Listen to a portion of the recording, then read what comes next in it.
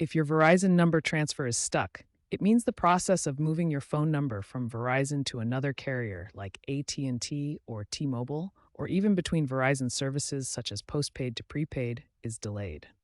While Verizon's average porting time is just 2 to 3 days, stuck cases can unfortunately last for weeks, leading to temporary number suspension or dual billing.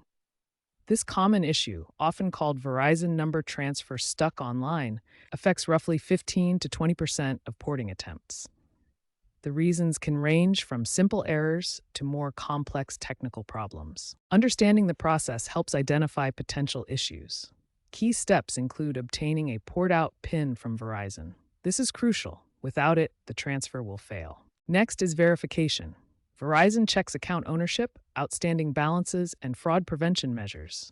Then comes the transfer window. Wireless transfers should take about 1 business day. Issues often arise from mismatched account details, carrier backlogs, or glitches in the clearinghouse system, a database used for porting. Remember that ports are irreversible once started. Several factors can cause delays in Verizon number porting. A common issue is mismatched information, such as incorrect social security number or billing address. This prevents proper verification and halts the process. Another cause is stricter fraud checks, particularly for prepaid ports. Verizon implements additional verification to prevent fraudulent transfers, which can extend the processing time. For postpaid accounts, unresolved billing disputes can cause significant delays. Verizon requires all outstanding issues to be resolved before releasing the number for porting. System backlogs are another major cause, particularly during peak times like holidays.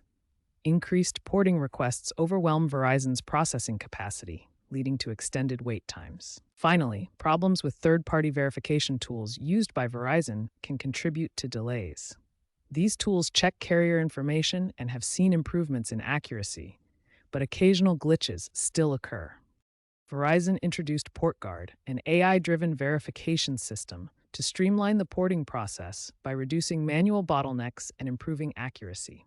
The FCC mandates that wireless number ports must complete within 24 hours for 90% of requests, up from the previous 48-hour standard. Despite these improvements, a significant percentage of ports still get stuck, often due to verification failures or inter-carrier disputes. A class action settlement in 2025 compensated users for past delays, providing credits to affected customers. However, new complaints related to postpaid to prepaid switches emerged in early 2026, highlighting ongoing challenges. First, carefully review all information you provided to the new carrier. Pay special attention to your Verizon account number, the port-out PIN, and your billing address. These are the most common sources of errors that cause porting delays. Next, contact Verizon support directly to verify that your port-out PIN is still valid and active. Also, ask them to check if there are any holds, blocks, or unresolved issues on your account that might be preventing the transfer. If the porting delay persists despite your efforts, contact your new carrier's support team. Make sure they have all the correct information from you, and ask for confirmation that they are actively working on completing the porting process. Finally, keep detailed records of all your communications with both carriers. Note the dates, times, and names of representatives you speak with. This documentation will be crucial if you need to escalate the issue further. If direct communication with Verizon and your new carrier doesn't resolve your number porting issue, it's time to escalate to the FCC. The FCC, or Federal Communications Commission, regulates telecommunications and can investigate porting disputes.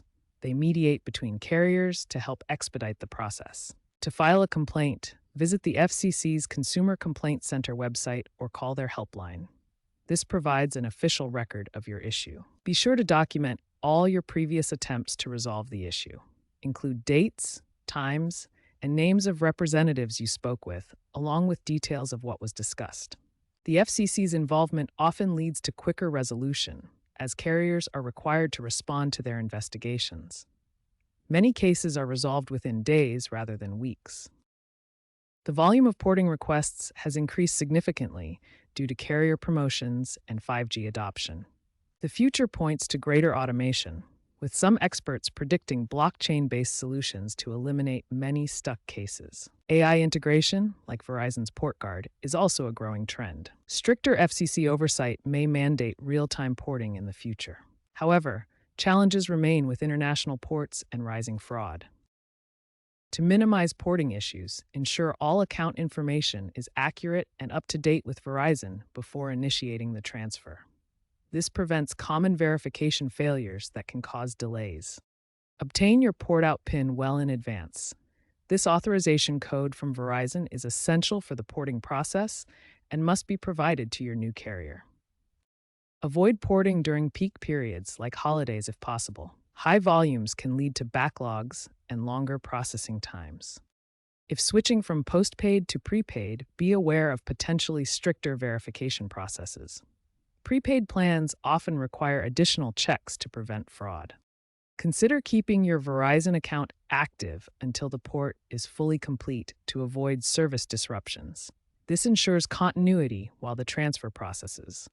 Lastly, monitor the porting process closely and be prepared to act quickly if any issues arise. Regular checking can help resolve problems before they become major delays.